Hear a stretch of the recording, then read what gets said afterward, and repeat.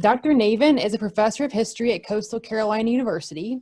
He specializes in early American history and has published works that focus on race, warfare, gender, and the impact of colonizing ventures on groups and individuals. I thought this was interesting. He holds 2 U.S. patents for four-way chess. Little interesting fact there. We're very excited to hear more about his most recent book, which is The Grim Years, Settling South Carolina, 1670 to 1720. So I know Andrew had said we're going to do tonight a little bit differently. If you just joined us, if you have a question, feel free to raise your hand via the application, and he will unmute you so you can answer or you can ask your own questions. So thank you and welcome. We look forward to hearing what you have to say and learning more about your research in your book that just came out.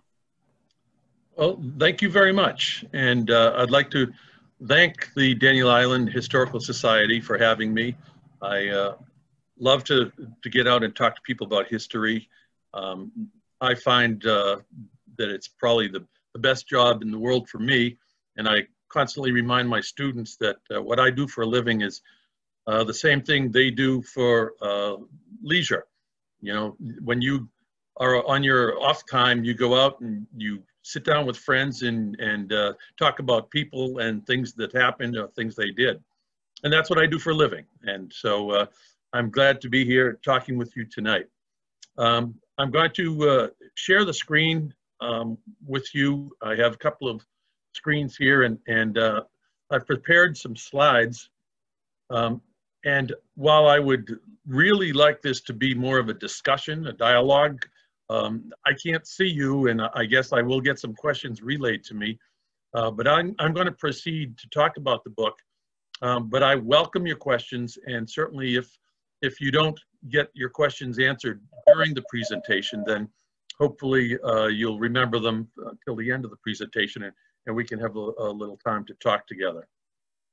So, Andrew, can you tell me, are you seeing the image of the book right now? Yep, seeing the image. That's Old Charleston, as I recall, the original city. Right.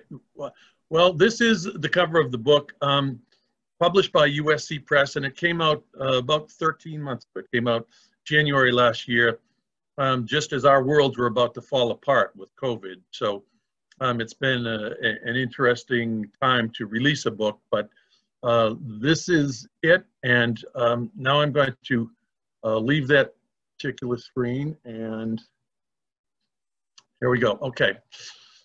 So when I talk about the book, I never know if people want me to read some of the book or if they just want to hear about the history. So what I'm going to do is I'm just going to proceed to talk over some slides. And if at any point anybody would like to hear any of the book, any of the actual text, I have a section that I've called out that I could read to you.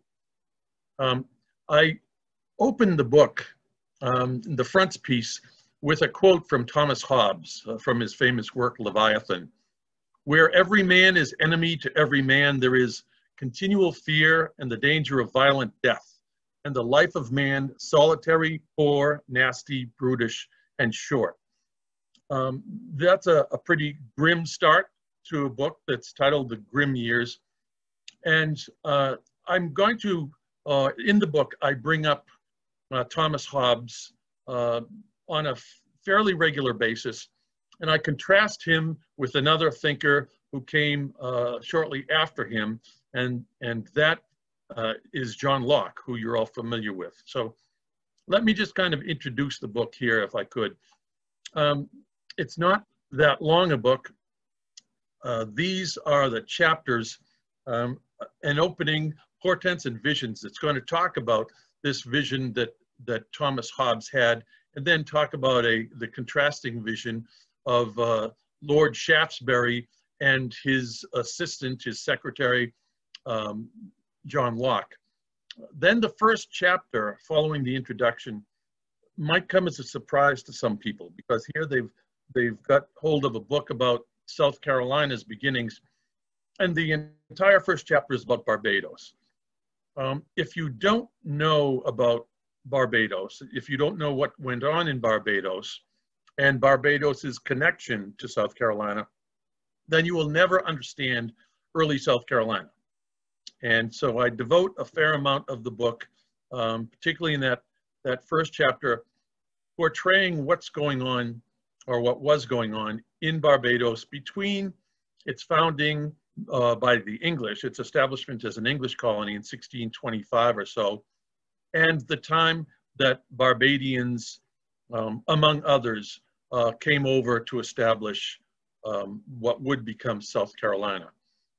So the next chapter is about Carolina, and it really is focusing on the early settlement.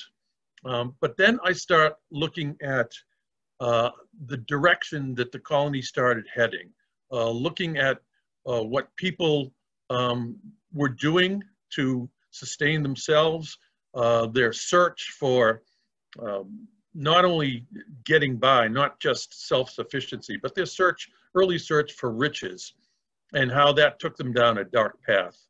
I then give an account of a lot of the natural disasters, including disease, that really struck hard at the colony. And then the final chapter is reapers. It's trying to set up the period where common men started to fall by the wayside, or give way to those richer men who controlled the economy, who controlled the politics, and who did very well with the emerging rice plantations. So that's the section called Reapers, and I figured that people would quietly make that connection between the grim years and a chapter called Reapers, right?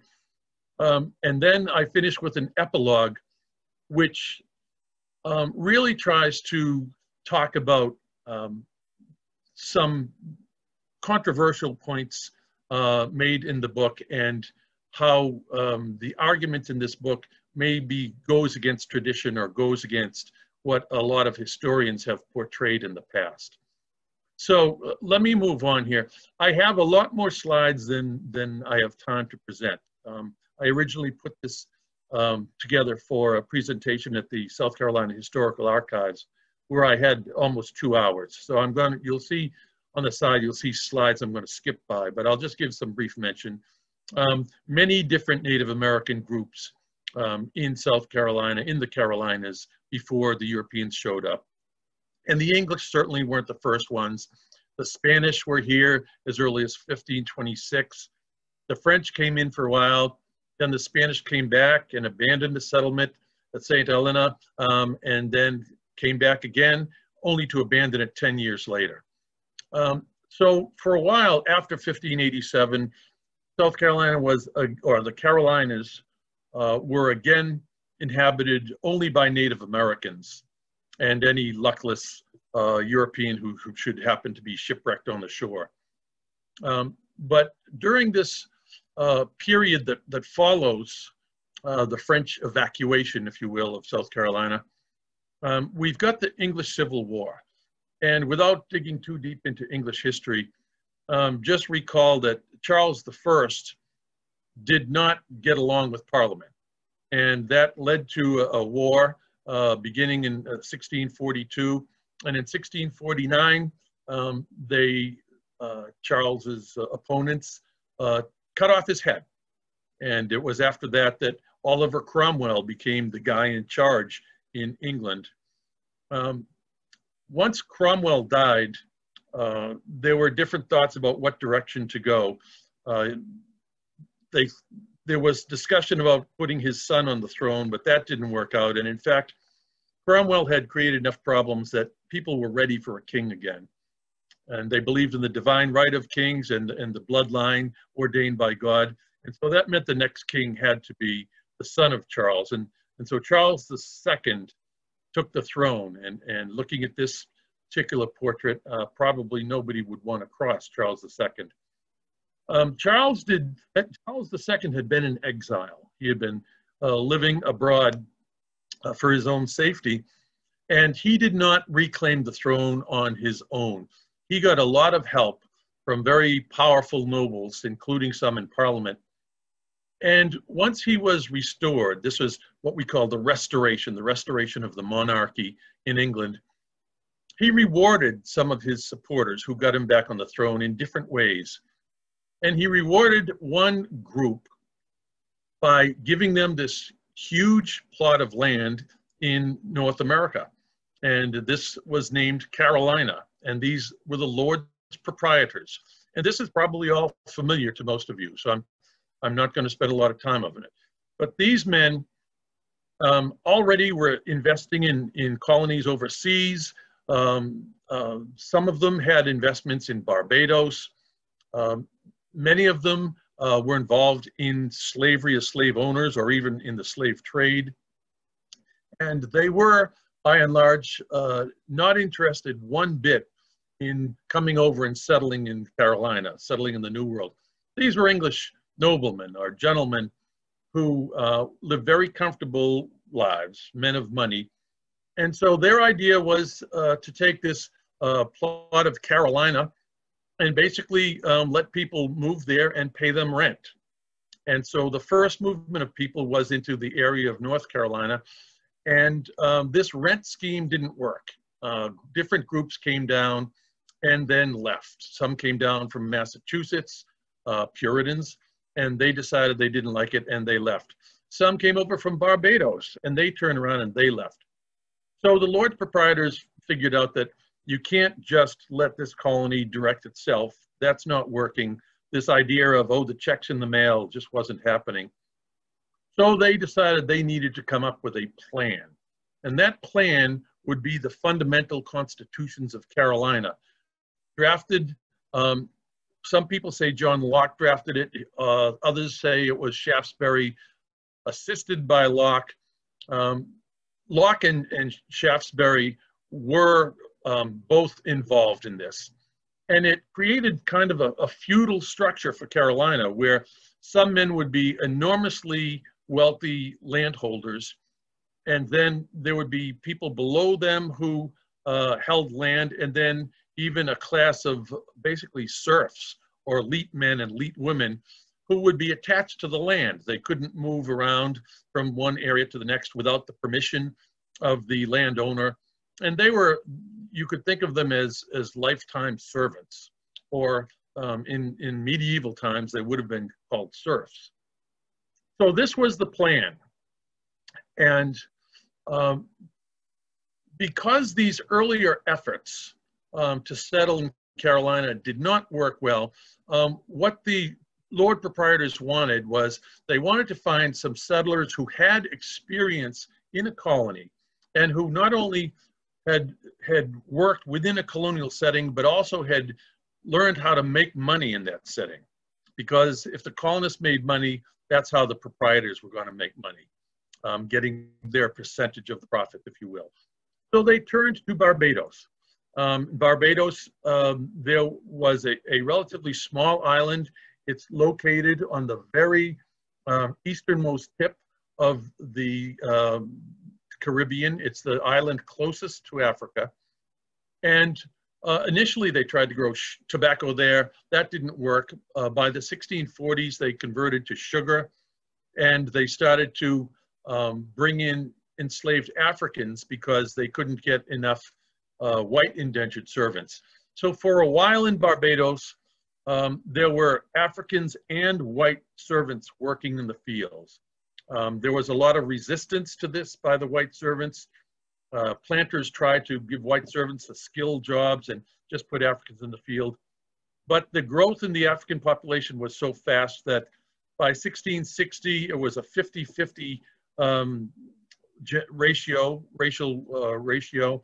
And by 1680, there were twice as many blacks as whites in Barbados. And here on this map, famous map of Barbados, if you look up here, you'll see this figure, this man on horseback chasing runaway slaves. So that's what's going on in Barbados when some of the planters or their sons make a deal with the Lord proprietors to travel to Carolina. The thought was they would bring their knowledge of the plantation system. What exactly is the plantation system? It is where you use slave labor growing one crop for export and getting very rich that way. This plantation system was really perfected in Barbados.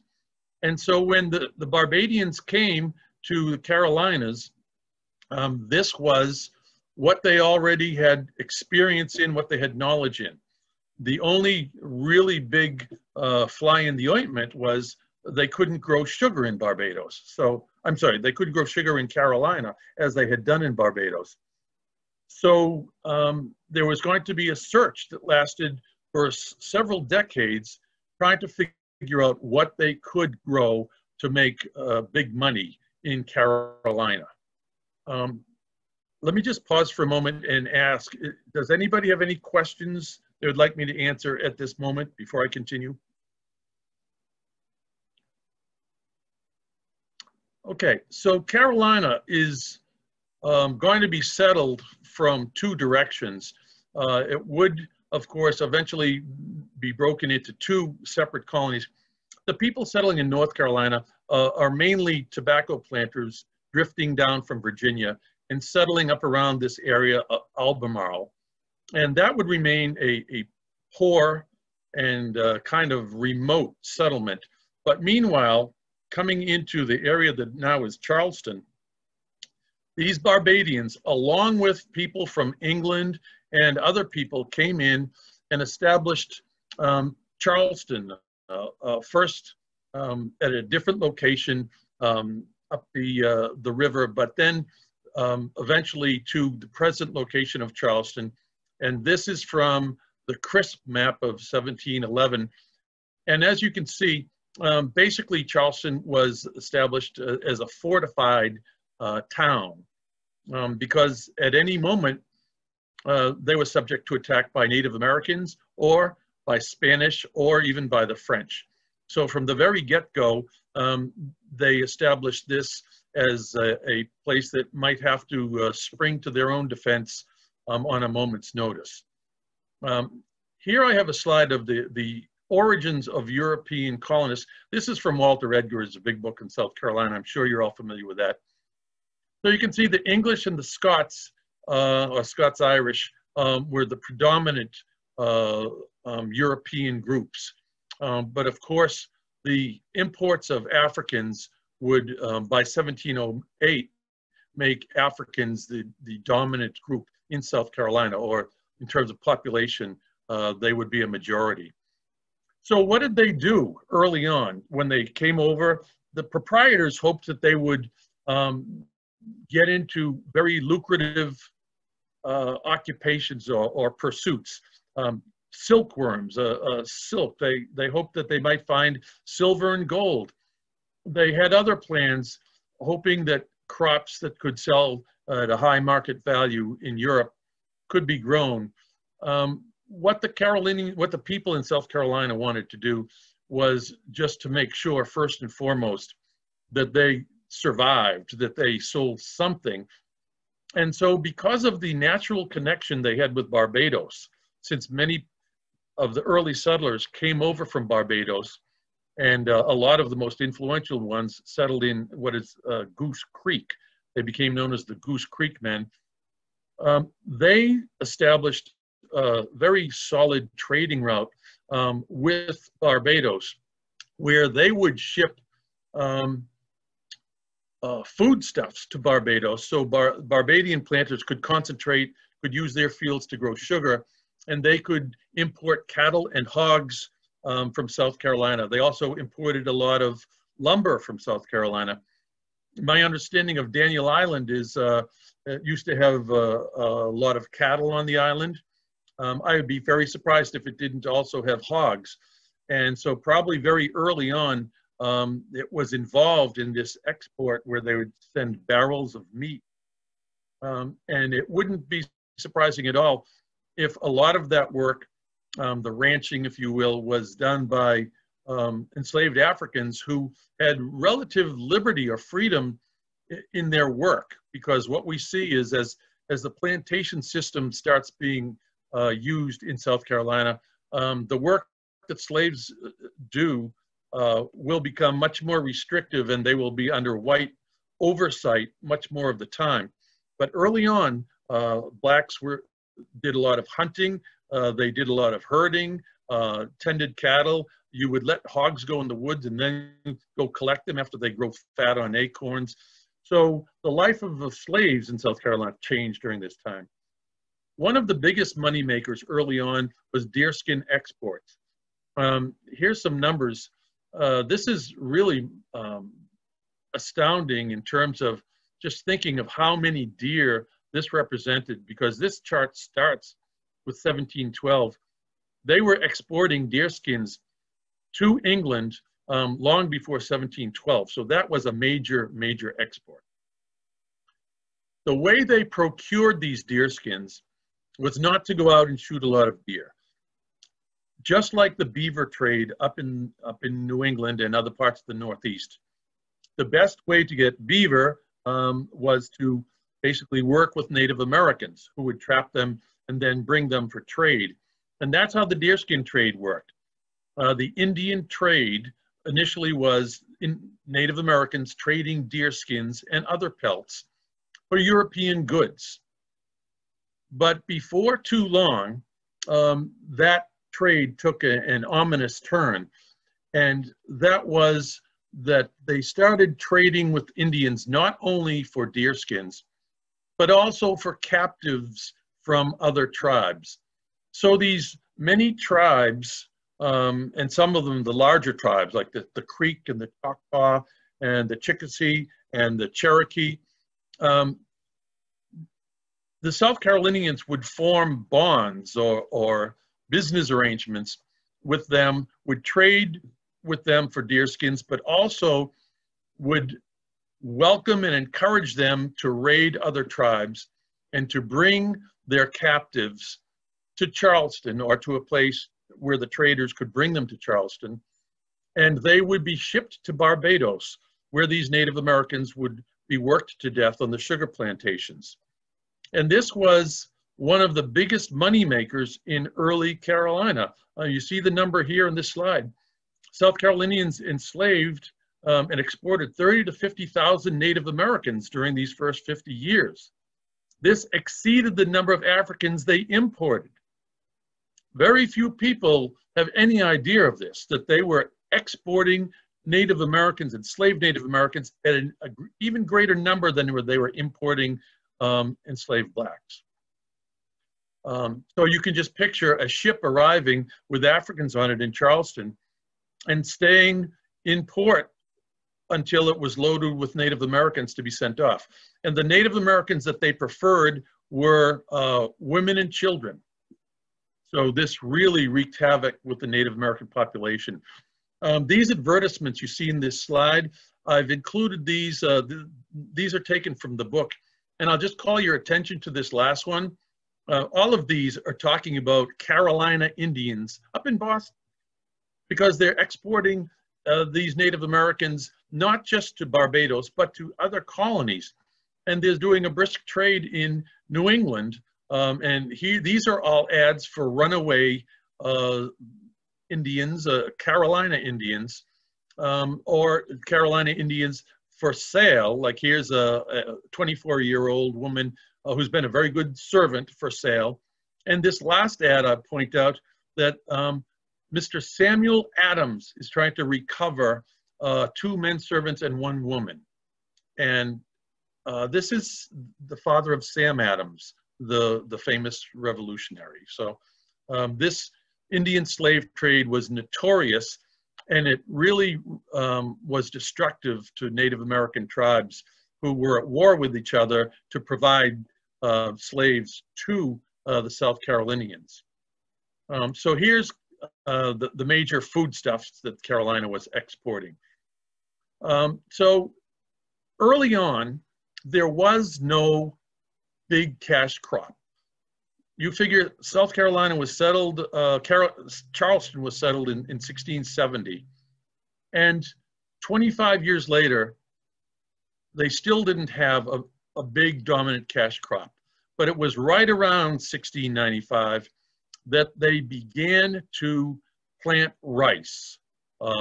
And the rice exports, this will give you some idea, minimal amount in 1695, but you can see the growth by 1710, 1,600,000 pounds of rice. And look at the dramatic growth from 1720 to 1730, it would triple.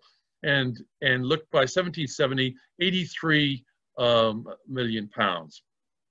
So rice would become the dominant crop they had been looking for. And thanks to Eliza Lucas Pinckney and her father, a backup crop would later come in the 1750s. You can see indigo, the plant used to provide a purple dye that could be used to dye cloths in British textile industries. But as the rice crop grew, as you saw here, there was, of course, a growth, an increase in the need for workers, because those rice plantations took years, tremendous effort to construct. And to do that labor, they imported thousands of Africans, and many of them would, or I should say the preferred Africans would come from rice growing regions where they had experience. And some historians have argued that it was Africans who taught these Europeans how to cultivate rice. Europeans were experimenting with rice early on in the 1690s. So there was probably some combination of adaptive technology, because you wouldn't find a South Carolina rice plantation in Africa. It's two different kinds of operations, let's say. But they could very well have taken the knowledge they gained from Africans and greatly built on that. Troubles that the people in South Carolina had in these first 50 years. Well, they had trouble with the Spanish early on. Florida was very important to the Spanish. For one thing, all of the gold and silver they were extracting from South America and Central America and Mexico would be loaded onto ships that would then sail in these treasure fleets that would sail between Cuba and Florida to catch the currents. And that meant that they had to control Florida. You don't want some other country, some other nation controlling Florida if your treasure ships are going just within sight of it or just offshore. So the Spanish were very protective about Florida, and they considered the area that Carolina was settled in to be Spanish territory. So the Spanish attacked early on. In 1702, Governor Moore of Carolina, South Carolina, led an invasion on Spanish missions. This invasion, by the way, was not only to try and subdue the Spanish, but it was also a slave raiding mission where they were trying to capture as many Native Americans in Florida as possible to sell to Barbados. And these problems with the Spanish continued all through this period and well beyond. And they were also worried about the French. The Spanish and French were allies in some wars, and the French could, if they so chose, just sail into Charleston and be a big problem. So that's one of the reasons that, for example, when Jamestown was settled, they settled it way upriver in Virginia because they were afraid that the French and the Spanish might show up in force. Charleston epidemics, well, you're probably familiar with South Carolina's reputation as a very unhealthy place to live. Malaria was a persistent problem very early on, beginning in 1684. There were a number of significant smallpox outbreaks, and yellow fever. Year after year, yellow fever was a great killer.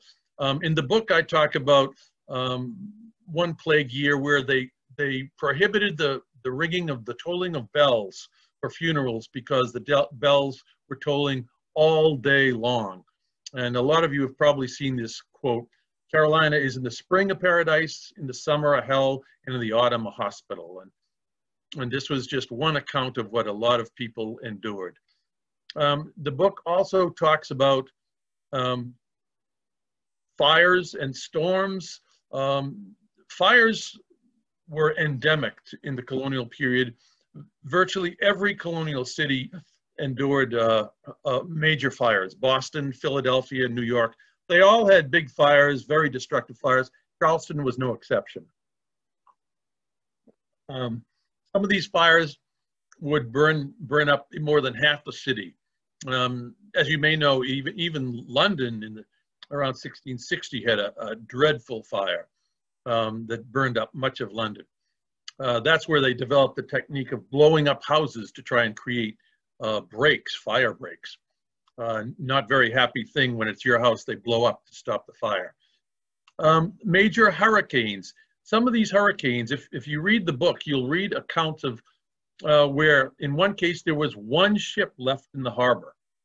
All the other ships dashed or washed up ashore.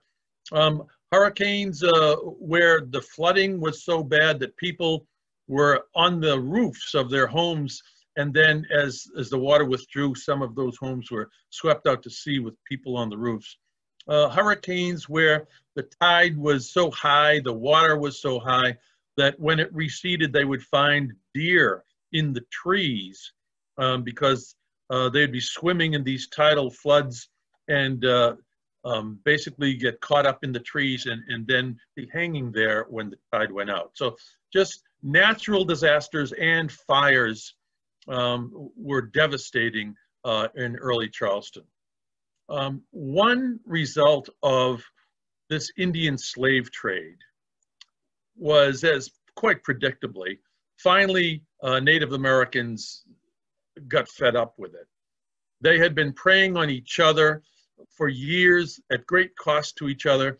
And when one tribe would no longer be of use to the South Carolinians, the South Carolinians would switch allegiances, and then the tribe that had been their partners suddenly was being attacked and being taken captive to be sent off as slaves. So the result was the Yamasee War.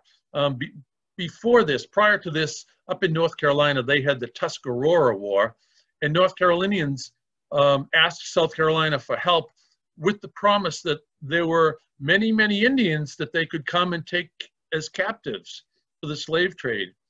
And so South Carolina did help on those terms. When the Yamasee rounded up other tribes in what we would call a pan-Indian alliance, they came hard at South Carolinians on the frontier, killing many and driving those other settlers on the frontier into Charleston. The book, I have quite a few quotes. Here is one quote, or two quotes. Francis Lejeau, I have a lot of quotes from him in the book. He reported back to the Society for the Propagation of the Gospel back in London how things were going. And here he says in 1750, the Indians that surround us on every side but the sea revolted from us by unanimous consent. And they were afraid, huddled in Charleston, they were afraid they were literally going to be overcome and driven into the sea by these Native Americans. They did come within 15 miles of Charleston. George Rodd, this shows kind of the mindset of South Carolinians who were so focused on trying to make a profit. When I consider that I had about 16 slaves and the best estate of the province, and that I have lost everything in a moment, it seems to me 100 times worse than death. So South Carolina brought on its own problems, and I'm going to talk about that a little more in a moment. But that war, the Yamasee War, was a real turning point. It pretty much ended the Indian slave trade, but it was during this time that the rice plantations were really being constructed, and they would really go into operation in the 1720s, making some men very rich, but just those planters who had the money to build these plantations and could afford the slaves. So there was a very active slave trade in South Carolina, and some men were getting fabulously rich while others were falling by the wayside because they couldn't keep up. Here's a look at the South Carolina population in 1708, little over 4,000 white inhabitants. They kept 1,400 of those Native Americans as their own slaves. Many more Native Americans were shipped off to Barbados and other places. And in 1708, the governor, according to the governor's census, the number of enslaved Africans exceeded the number of whites. And by 1720, the black population would be twice that of the white population. In some places, like St. James Goose Creek and St. James Santee parishes, the black population 79% to 74%. And this trend would continue. If we look, here's the population in 1710, white, a little over 5,000, black 5,700. If we look out to 1760, 36,000, 37,000 or so whites and 53,000 blacks. So the slave trade, the importation of Africans, was a trend that would grow with the economy of South Carolina, with the cultivation of rice. And as you may know, in 1739 would be the first major rebellion in South Carolina, the Stono Rebellion, that marked a turning point in terms of the severity of the laws. They really cracked down on Africans, enslaved Africans in the colony, because they represented such a threat because of their numbers. Let me stop with the slides there and just ask, I have some other things to say, but are there any questions that I could take at this point? Andrew, has anybody gone into the chat with a question?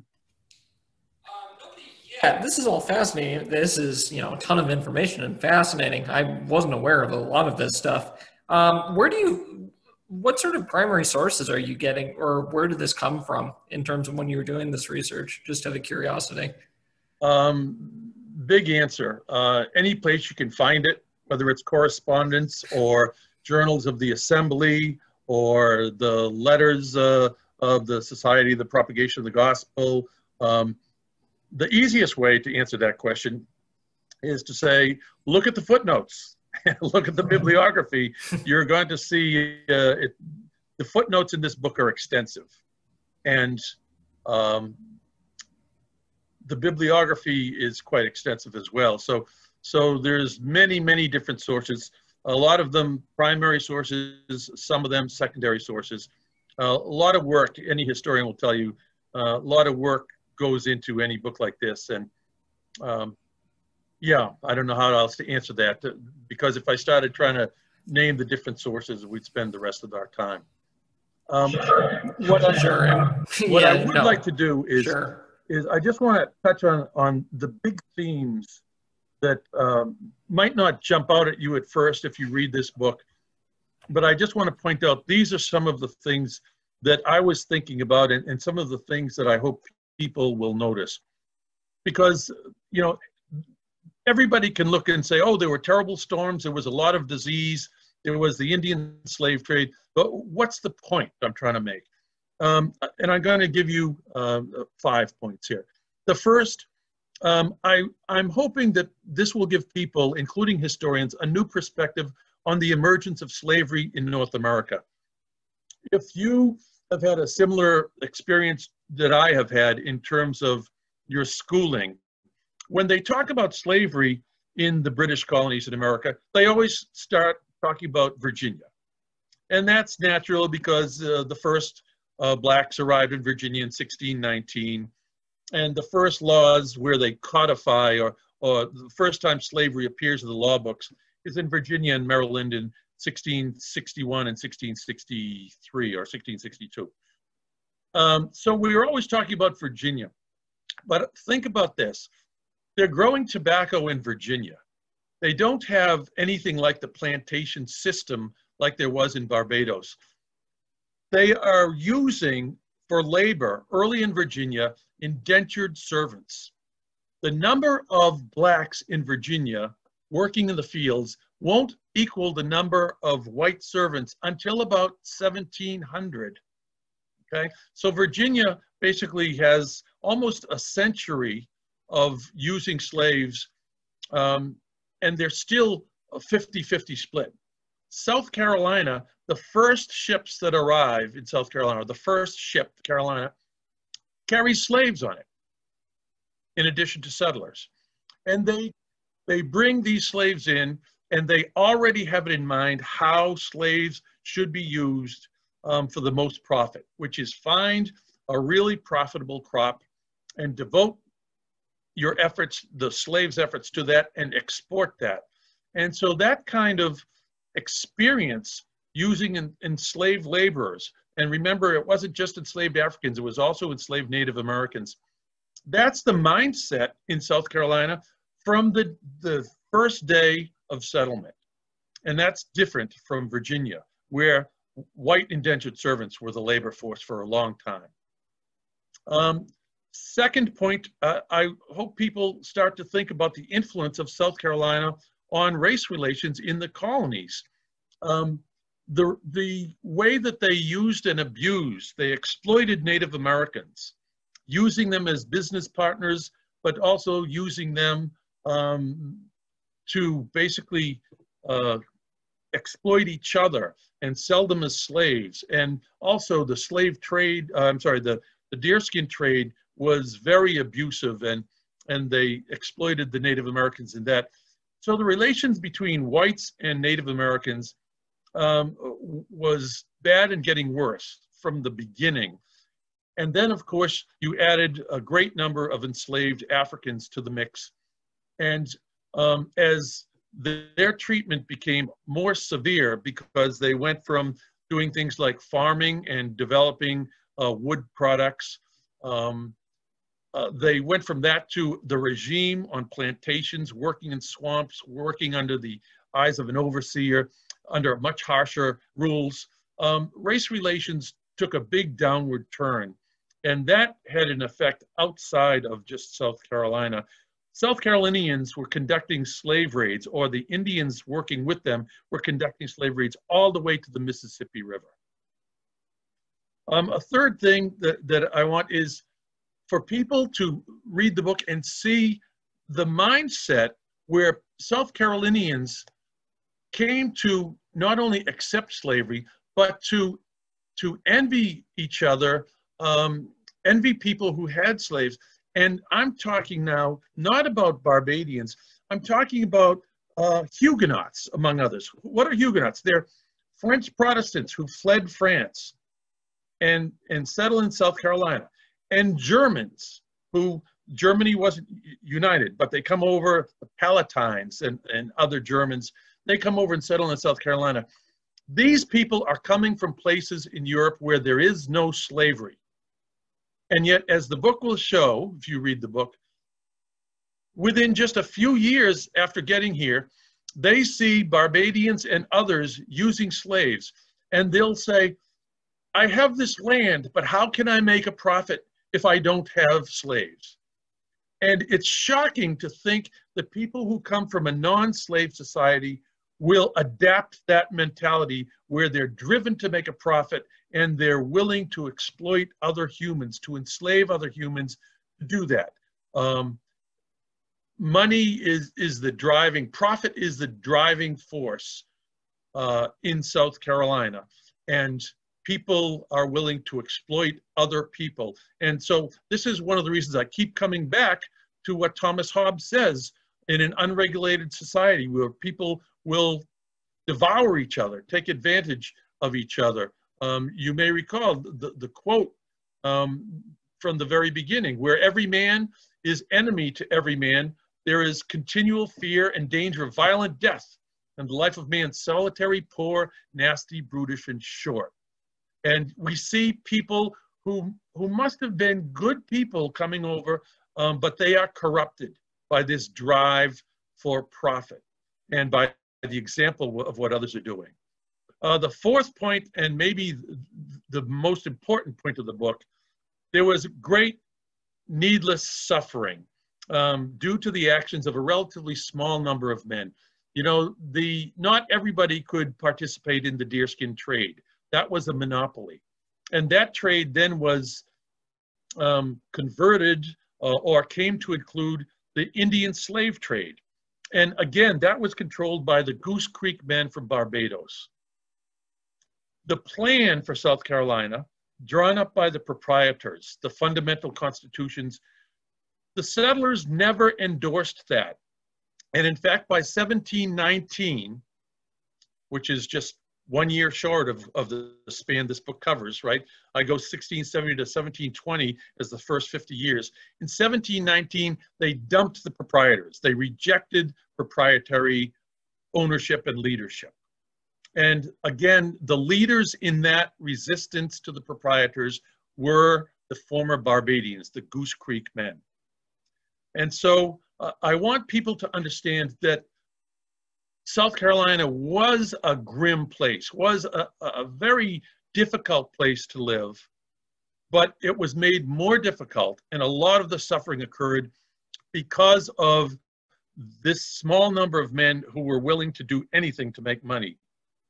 The Yamasee War was the result of the Indian slave trade, and probably 95% of the settlers, maybe more, were not involved in the Indian slave trade in terms of being able to have direct participation. Though a lot of them might have had Indian slaves and they didn't show a reluctance to do that. And then finally, the final point I want to call to your attention is just the widespread suffering. When we talk about the diseases and the floods and the fires, and the deprivation that people suffered in the beginning, and then the fact that you had enemies all around. Native Americans you had to worry about, Spanish you had to worry about, the French you had to worry about. It just seemed that the world, the environment, both the human and the natural environment was out to get South Carolinians. But you might say that a lot of them deserved it because of the way that they were exploiting everyone and everything about them in the name of profit. So while we still have 10 minutes or so officially, again, can we open it up for discussion? I'd love to hear what people think or answer any questions that they have. Yeah, we do have some questions. And now this is really fascinating. I have a personal question, but I'll ask the other two that are in here. Can you talk a little bit more about the Stono Rebellion and what were the consequences of that? Sure. The Stono Rebellion, I'm in one of my upper level classes right now. I'm teaching about all these different slave rebellions, and some of these rebellions seem to be very planned out. And in fact, some famous rebellions never really got to happen. If you're familiar with Denmark Vesey in Charleston in 1822, that was supposedly going to be a huge rebellion where the slaves were going to take over the city and take over the arsenal and hopefully sail to Haiti. So that was a big plans, but it was exposed. The Stono Rebellion, by contrast, seems to have been in many ways spontaneous. There were a group of workers out by the Stono Bridge. And it appears, based on historians' research, that the real leaders in this were from they were Congolese. They were from the area of Africa we recognize as the Congo. And many of them, this will come as a shock, many of them had converted to Catholicism. Catholic missionaries in the Congo had actually worked there and converted them before they were captured and brought to the colonies as slaves. And so when we look at this Stono Rebellion, a group of slaves who were working on a project rose up together and decided that they were going to head for Florida because Florida was Spanish, and the governor of Florida offered freedom to any slaves who could make their way to Florida. And so that was a great incentive. So they started heading along the Pon Road, I believe it's called, gathering people as they went, killing whites as they went, robbing the store, taking things, including liquor or whatever alcohol was there, which might have proved their undoing, because they allegedly or supposedly had a flag and they had drums and they were marching along, growing as they went, headed south. But they stopped in a field and celebrated. And maybe the alcohol had something to do with that, or maybe they were hoping that just by stopping more slaves would join them. But at any rate, the Governor Bull, just happens to come riding along and encounters them on the road, which is just coincidence. And he gets out the militia. And the militia come and they surround these rebels while they're in the field, and they kill many of them. And those rebels that get away, they then pursue for weeks. And one thing that South Carolinians did was they would hire Native Americans to pursue runaway slaves. And so they participated in tracking down these rebels. So because of this uprising, and I think 23 whites were killed, they passed a much more restrictive slave code in South Carolina that was based on the slave code passed in Barbados in 1660 that had brutal punishments. And that slave code in South Carolina was then adopted by Virginia and other places. So when I talk about the influence of South Carolina in race relations and in things like the use of slaves and the treatment of slaves, that is a classic example where these Barbadians who knew of the slave code in Barbados in 1660 and adopted in South Carolina, or their descendants, it's used as the model for South Carolina, and then that model is used by other colonies. Does that answer the question about that rebellion you might have had? I think so. I haven't gotten a response from Bill. We've got another question about specifically Daniel Island. On the early years of Daniel Island, you know, just based on the statistics, was it more than raising cattle, hogs, et cetera, not so much raising crops? Did that change as rice and indigo came along? Basically, in Daniel Island, do we think that there was much farming versus, you know, livestock? Well, it's hard to say in any given area before the rice cultivation, you know, exactly how they were used. We know that further inland, one of the big exports that I didn't mention that I should have was naval stores, pitch, turpentine, tar, resin, and lumber, of course. And those products would go straight to England. They needed them for the ships there, the English fleet. So, you know, further inland in the forest, you know that you get a lot of people working, producing those naval stores. Up in North Carolina, you know, they call them the Tar Heels for doing exactly the same thing.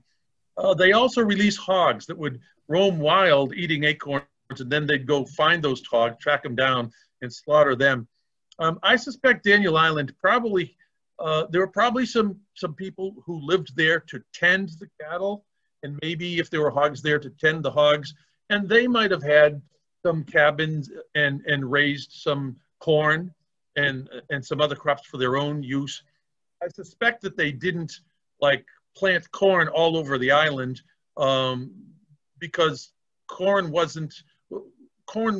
you know, was something that you would eat locally, but it wasn't a major export. It would spoil.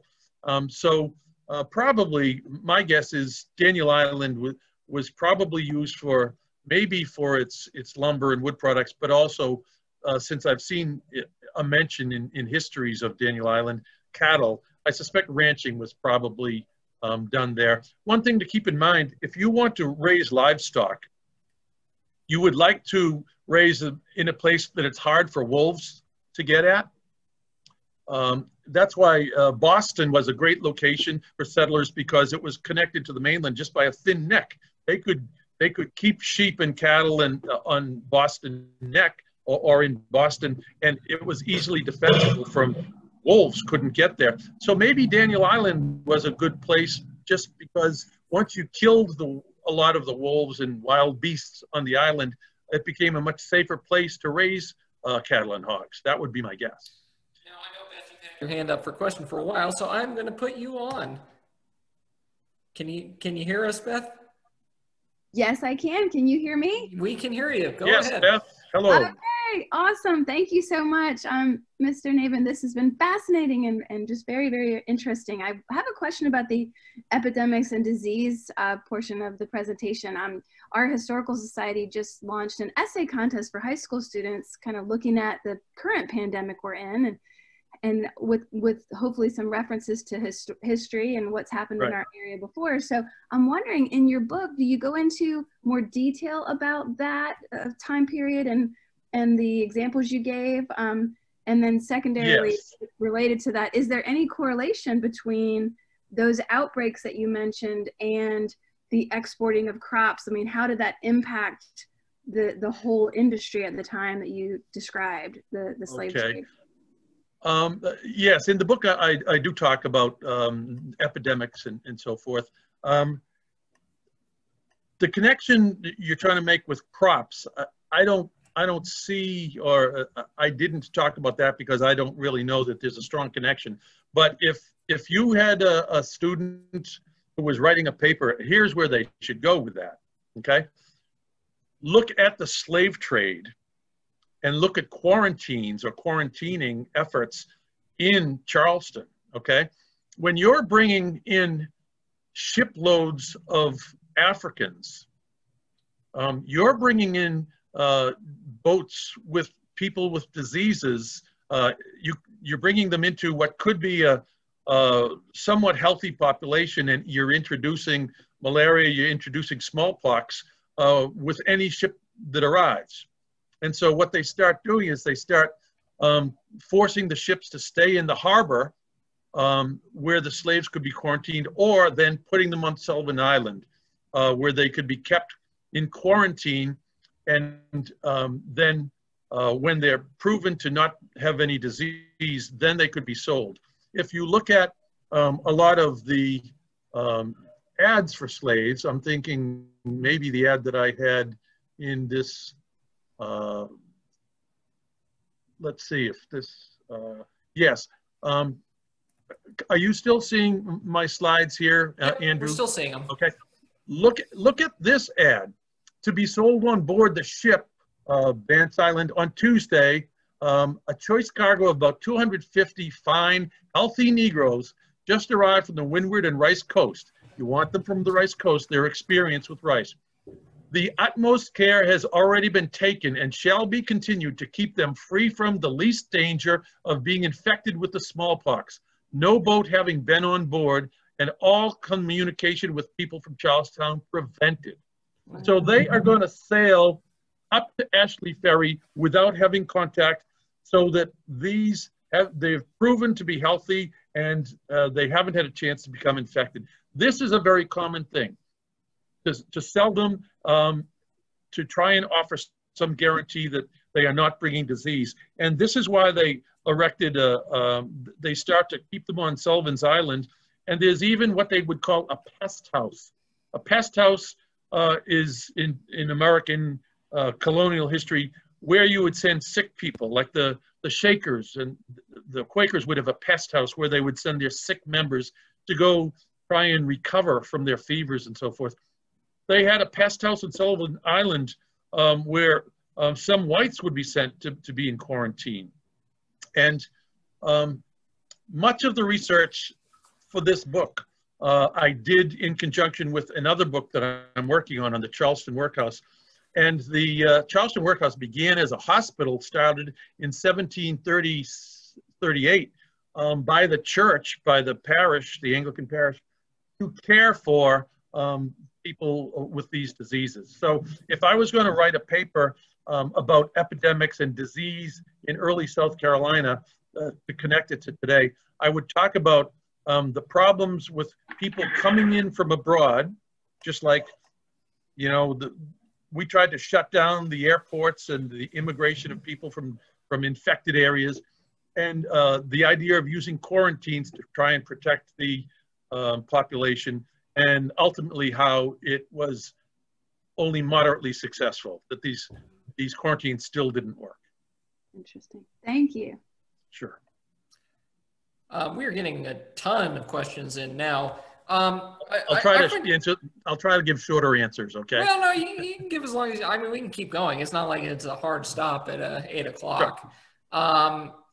I'm curious, you quote Hobbes quite a bit. And, right. You know, Hobbes is all about, you know, it's the role of the state to impose order upon people. How complicit do you think the British Empire was, and Britain was, with respect to this slave trade? Clearly they set these people up, but I mean, are they profiting off of this through taxes? Is this moral given that, they're fighting the Spanish or profiting off Potosi? The great monopolies in Great Britain, you might have heard of them and never thought about these as big monopolies. The Hudson's Bay Fur Company that had the monopoly on the fur trade up in Canada and parts of North America. The East India Tea Company, the company that shipped over the tea that they dumped in the Boston Tea Party, that's another of the monopolies, the East India Tea Company.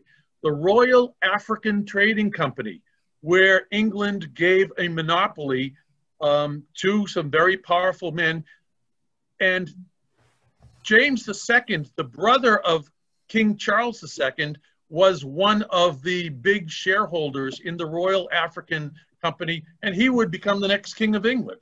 So not only did they allow it, they participated in it because the Crown or the Royal Treasury profited handsomely from it. Yeah, no, understood. There's books out on John Hawkins, who was known as Queen Elizabeth's slave trader back in 1557, I think. Let's get to some of the other ones from Judy Jackson. I understand there was a great spiritual revival started on Ansom Street with blacks and whites that greatly impacted Charleston and Beaufort. Can you comment on that? No. Can you give me a year? What are we talking about? Ooh, geez.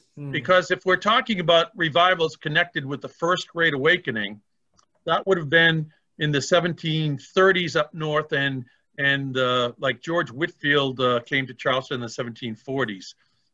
If you're talking about later revival, the second big revival from north to south was the Second Great Awakening, and that wasn't until the 1830s.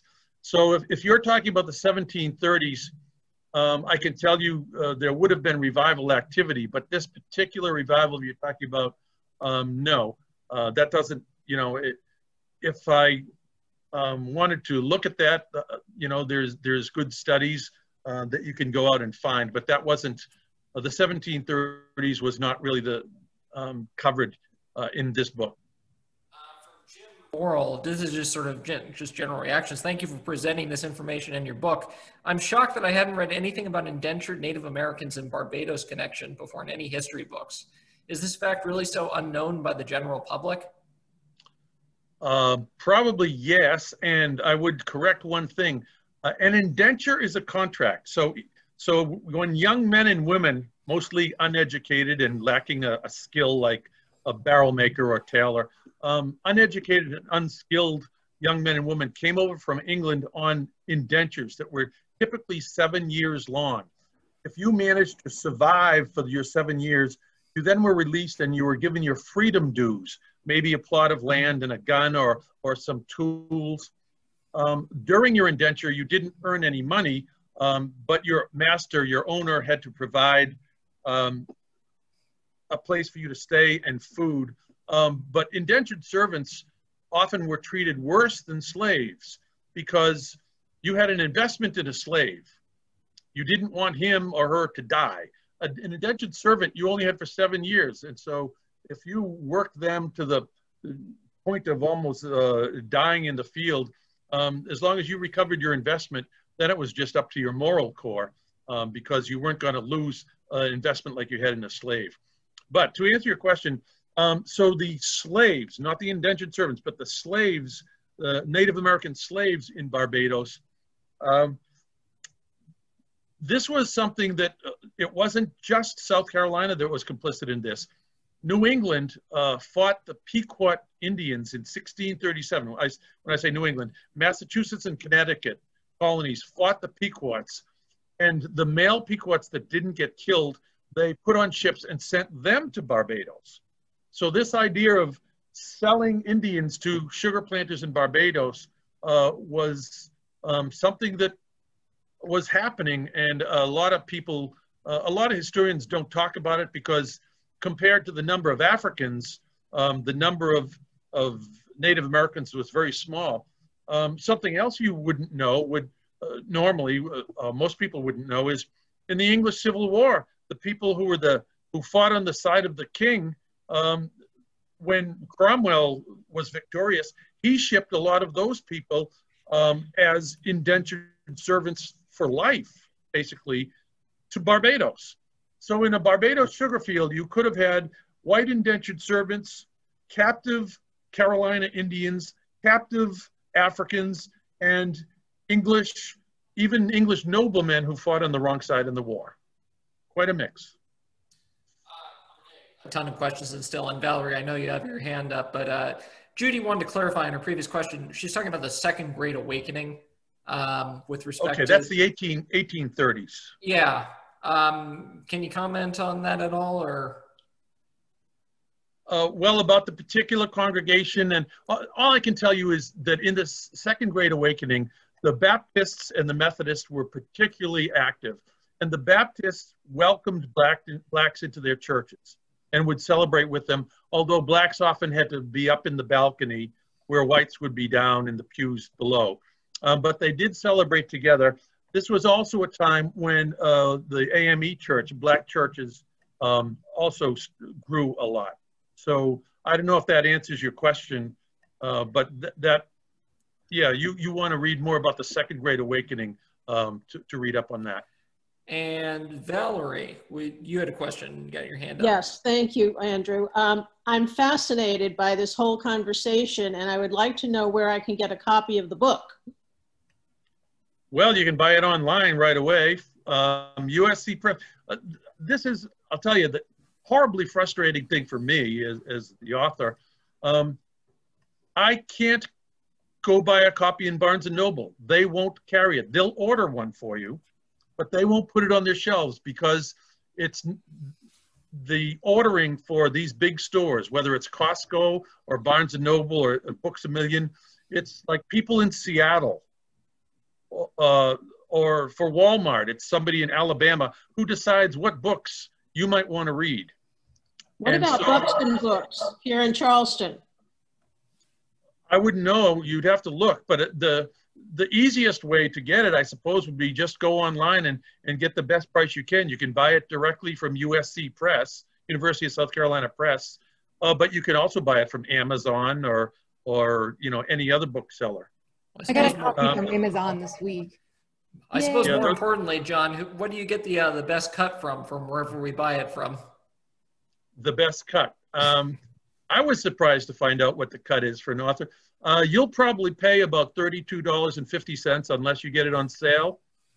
I could get up to $1.25 on that. So far, my royalties from this book have been, I believe, $401. So you don't write history books to make money unless you're some famous historian who sells them by the hundreds of thousands. You do this because it's what you're called to do. It's what your profession is. It's what you. It's a labor of love. Leanne has a question. I'm not sure I quite understand it. It's when will your workhouse be published? I've been working on the workhouse book since 2009. Right. So actually, the story of this book, The Grim Years, is I met he was new at that time, the new editor at USC Press at a conference. And we started talking. I told him about my work on the Charleston Workhouse book. And he said, "This sounds fascinating. Can you send me some chapters?" Well, I sent him the first 12 chapters that I had written. And his hair burst into flames, I guess, when he saw it, because he said, "Oh my gosh, this is way too big for us. But we are really interested in publishing a book on early South Carolina. Could you do something on that?" And so I took the early research I had done. Whether I'm doing a slide presentation or giving a lecture or writing an article, I go back and I always start at the grassroots. My dissertation was on Plymouth Plantation, but I started with English religious resistors in the 1540s, before they even go to Holland. So my background story for the Workhouse book was, why were there so many people in desperate situation in South Carolina in the 1730s? And you can see in this book, from the story I just told you, this is the story of South Carolina's first 50 years. This tells you how they got to be in, so many people got to be in such a wretched condition, while there was a minority of people who were going to get filthy rich at the expense of others, Black, white, and Native American. So when will the Workhouse book be done? I'm teaching 4 courses every semester at Coastal, and serving on 1,000 committees and writing when I can, but this pandemic has not helped. So as soon as I can get it out, but you better read some other books in the meantime. Yeah, no, this is a very fascinating time period. I'm very interested in European, late 17th century history, but it's just interesting because you almost never hear about, South Carolina in and of itself. So this has been very illuminating for me. Well, one thing I should mention about the Workhouse book, the Workhouse starts in like 1738, okay? And that's not even counting the years leading up to it that I talk about. The Workhouse is shut down at the end of the Civil War and then converted to other uses until the earthquake in the 1880s. So the span of time I'm covering in great detail is from the 1730s to the 1880s. So that's why this book is taking so long. Bill has asked me to get in touch with you after this just to get a copy of these slides because these are fascinating. We'd love to be able to post those up if you're amenable to that. Sure. Sure. Does anybody? One deal. You got to get the book, Bill. Yeah. I'll give you the slides, but the slides are not a substitute for the book. I will purchase one copy of the book so that Bill can go off scot-free. Okay. Because I'm curious about it. Is there anybody else that has questions? I mean, I'm sure we could talk for hours and hours about this, but this is really fascinating stuff. And if there are any additional questions that come in after, I can route those. I know we're going to post this presentation online, so people will probably watch this after the fact. Also, people that weren't able to join us tonight, and I'm sure they will have additional questions as well. Well, there's something that I could do, which I know isn't in your usual way of doing things. So I don't know if I get your approval on this or not. I do Zoom sessions with my students, my classes every week. I'm teaching 4 classes. If people in the society would like me to set up a Zoom time where they could just come onto a Zoom link I would set up, and they could ask questions, I'd be perfectly willing to do that. We could just take an hour and a half, and you just come armed with questions, and I'll do my best to answer them. That would be amazing, yeah. And especially now that we've seen the slides and you've spoken some, I think that really, I'm sure people have a lot more questions now than they did the first 10 or 15 minutes in, for sure.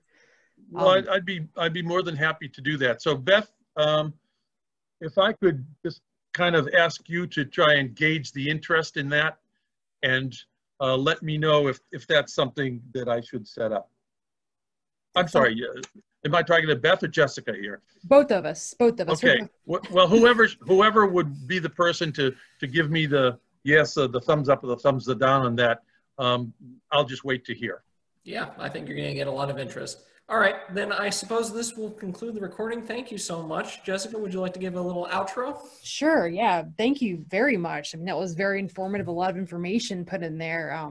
I have a copy of the book that's on the way. It's arriving Friday, so I look forward to reading that and obviously learning more about all the details. And I particularly, those of you who know me, I'm so excited that you focus so much on the Indian slave trade, because as someone whose lectures on Native American history, that's something that's completely overlooked in American history and South Carolina history. And it really is an era that really formed how we deal with modern tribal sovereignty in South Carolina. I mean, all of our settler tribes that exist now came from that era, and how we dealt with the powers that were at the time, and then how that evolved. So that's really fascinating.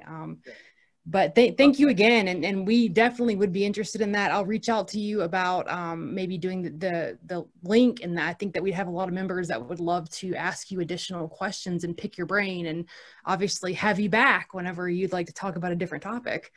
I'd be glad to do that. And let me just mention that,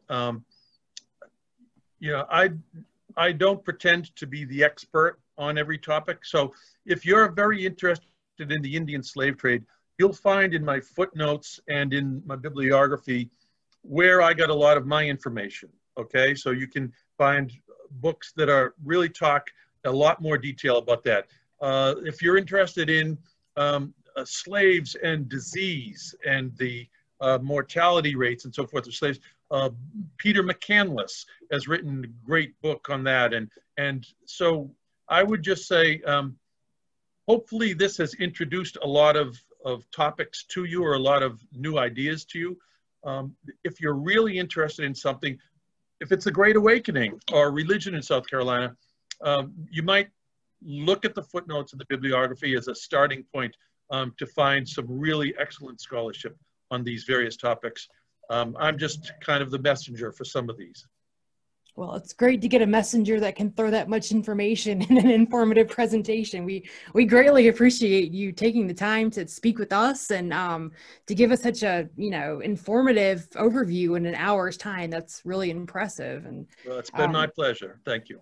Thank you. And I guess I encourage everyone else to continue to check for updates on social media. I know Bill's been doing a great job of putting out his, you know, daily Facebook posts, relevant history in Charleston. You know, all of his posts have been great. So check that for updates on the group and for next month's meeting. And thank you again. That was amazing. And I will reach out to you about possibly setting up a time when we can ask you additional questions. And okay. that was great. Thank you so much. Okay. Thank you all. Peace out.